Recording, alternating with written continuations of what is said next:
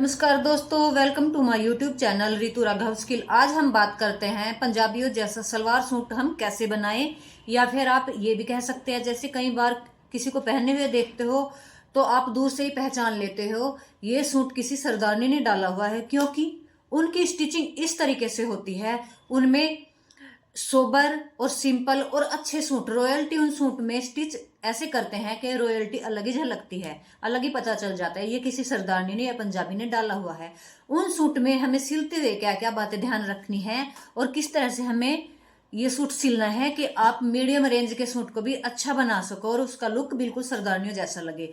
तो चलो शुरू करते हैं, हमें क्या क्या बातें ध्यान रखनी है।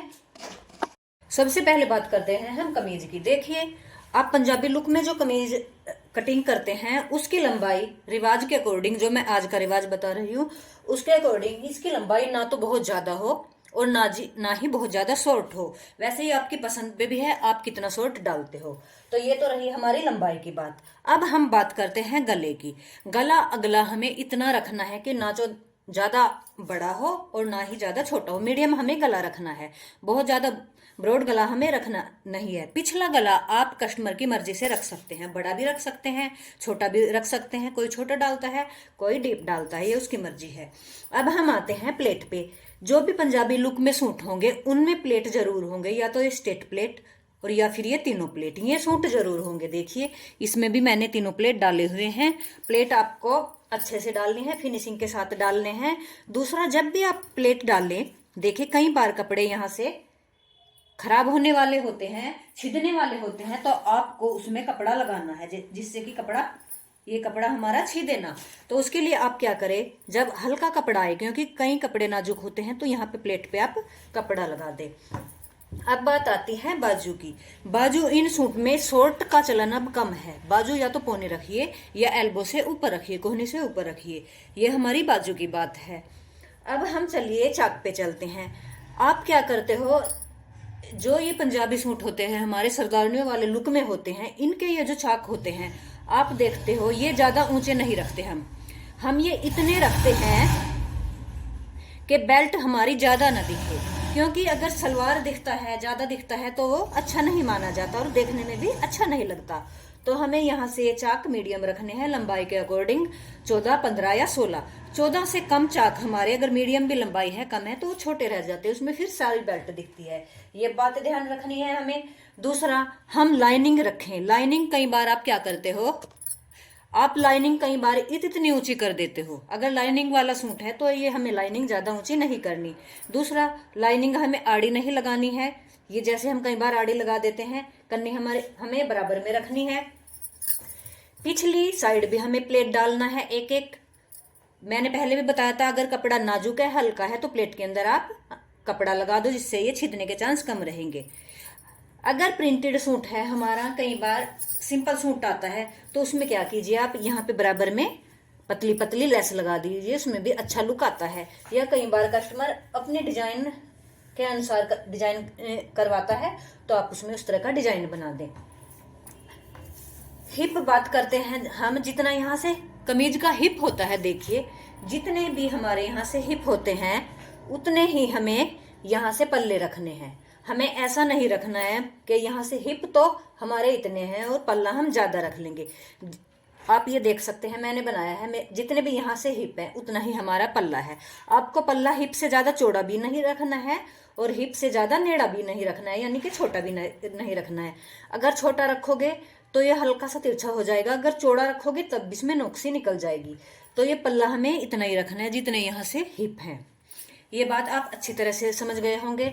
फिटिंग का हम ध्यान रखते हैं। फिटिंग हमें एकदम फंसा के भी नहीं सिलना है, क्योंकि अगर हम बहुत ज्यादा टाइट सिलते हैं तो वो भी देखने में अच्छा नहीं लगता। फिटिंग हमें मीडियम रखनी है, खुला भी ना लगे सूट और ज्यादा टाइट भी ना लगे, इतना लगे कि देखने में इतनी फिटिंग हो के अच्छी लगे।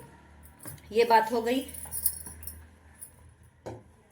अब हम बात करते हैं इसमें सलवार की। देखिए, ये जिनका सूट है मेरे पास पंजाबियों का ही है, सरदारों का ही है। सबसे पहले हम बात करते हैं पोंचे की, मोहरी की। कई बार काम इतना ज्यादा होता है या किसी वजह से आप पोंचे का डिजाइन ज्यादा घिन का नहीं बना सकते। अगर आप घिन का भी नहीं बना सकते डिजाइन, तो इतना डिजाइन जरूर बनाएं कि वो देखने में अच्छा लगे। और ये जो सिलाई है सलवार की, देखिए ये हमें एकदम से ऐसे तिरछी नहीं करनी है। एकदम से अगर तिरछी करोगे तो इसमें नोक निकल जाए। देखिए अगर एकदम से ऐसे आप सलवार ऐसे बना दोगे, ये तिरछापन इसका इंची टेप का मैंने पहले भी शॉर्ट वीडियो में बताया है, ये अच्छा नहीं लगता। और यहाँ पे ये इतना ज्यादा नोक निकल जाएगी, ये नोक पीछे खड़ी रहेगी।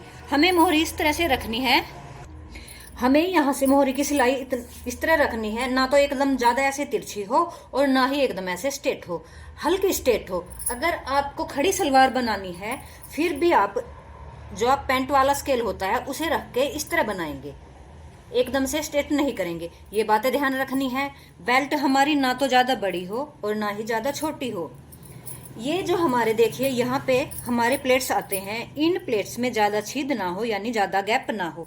मैं आपको आपकी क्षेत्रीय भाषा में समझा रही हूँ टेलरिंग की बातें। जैसे ये सलवार है, इसकी मोहरी छोटी नहीं है, बड़ी है, तो इसमें भी हमने यहाँ से एकदम ये तिरछा नहीं किया। तिरछा करेंगे तो नोक निकल जाएगी। एक बात आपको क्या ध्यान रखनी है, देखिए ये सलवार है हमारा और ये है, मैं दोनों को दिखा रही हूँ। ये जो हमारी कली है, ये कली हमारी, ये देखिए नीचे तक जरूर आनी चाहिए। कई बार आप क्या करते हो, ये कली ऊपर से डाल देते हो।